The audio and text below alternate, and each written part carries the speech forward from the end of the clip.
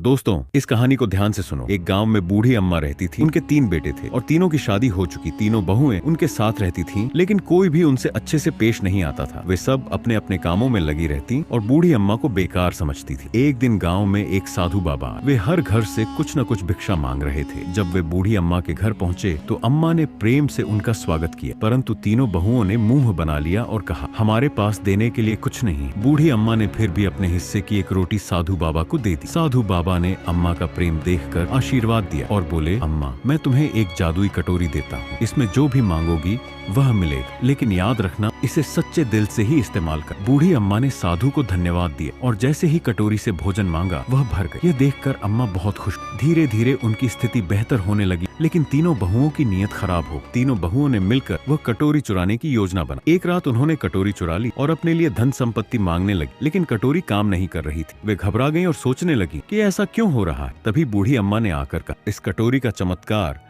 प्रेम और सच्चाई पर निर्भर करता है। लालच और छल से यह काम नहीं करेगी। तीनों बहुओं को अपनी गलती का एहसास हुआ। उन्होंने अम्मा से माफी मांगी और वचन दिया कि आगे से वे उनका सम्मान करेंगे। इसके बाद अम्मा ने सबको प्रेम से रहना सिखाया और घर में फिर से खुशियां लौट आईं। साधु बाबा का आशीर्वाद सच हो गया।